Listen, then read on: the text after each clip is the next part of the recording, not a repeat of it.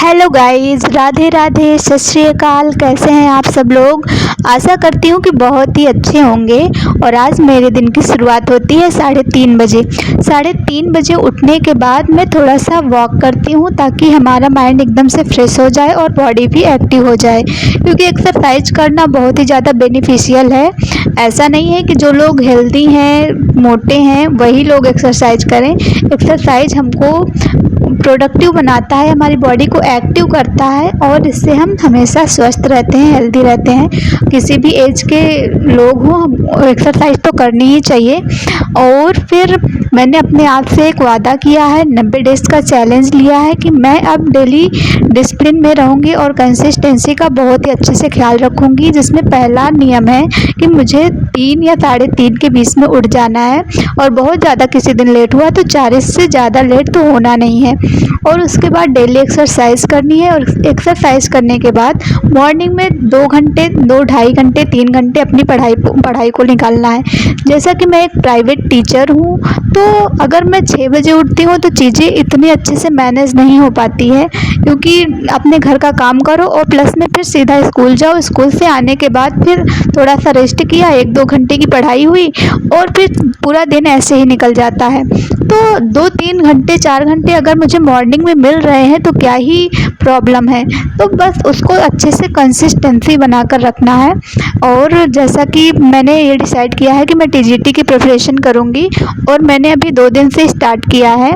और like a fresher, मैं एक फ्रेशर हूँ, बिगनर हूँ, मतलब पहले मैंने इसकी प्रिपरेशन नहीं की थी। मैंने अभी यूपी टेट जुलाई में दिया।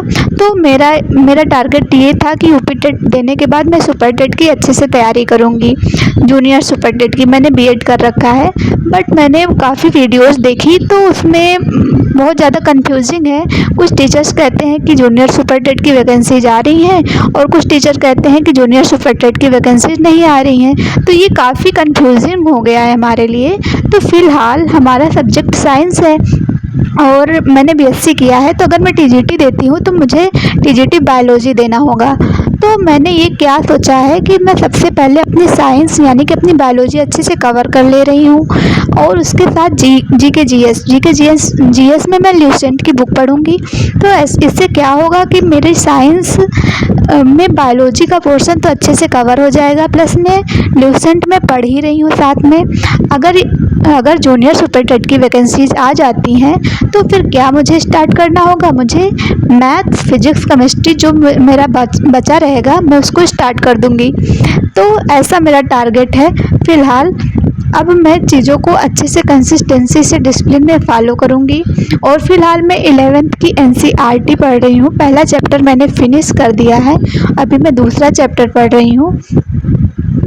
और अगर आप लोग भी टीजीटी की प्रिपरेशन स्टार्ट कर रहे हैं तो सबसे पहले, अगर आप लोगों का सब्जेक्ट बायोलॉजी है तो आप लोग सबसे पहले एनसीईआरटी 11th क्लास की और 12th क्लास की एनसीईआरटी पूरी अच्छे से कवर कर लीजिए।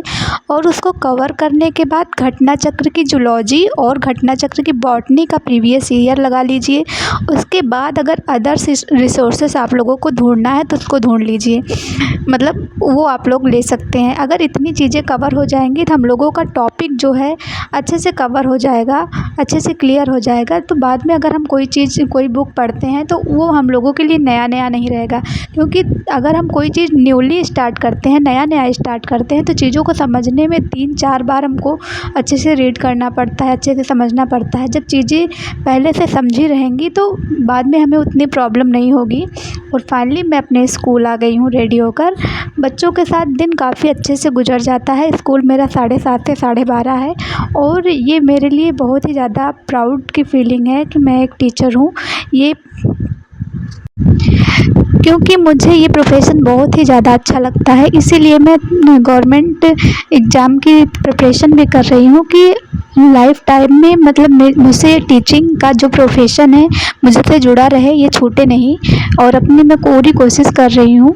और फ़िलहाल अगर नहीं भी हुआ किसी चीज़ में, ऐसा तो है नहीं कि अगर हम किसी चीज़ को अच्छे से करेंगे तो होगा नहीं, फिर भी अगर नहीं भी हुआ तो अपना सब्जेक्ट इतना स्ट्रॉन्ग कर लेना है कि ये टीचिंग का प्रोफेशन तो हरगिज़ नहीं छूटे हमसे। थे। और फाइनली घर आने के बाद हमने थोड़ा सा रेस्ट किया और थोड़ा सा रेस्ट करने के बाद मैं स्टार्ट कर देती हूँ अपना स्लॉट नंबर 2। स्लॉट नंबर 1 मेरा मॉर्निंग में रहता है जो कि 3 से 5:30 रहता है, और स्लॉट नंबर 2 मेरा दोपहर में रहता है। 12:30 बजे घर आने के बाद मैं 1:30 बजे तक आराम करती हूँ, और 1:30 बजे से लेकर 5 बजे तक मेरा होता है स्लॉट नंबर 2।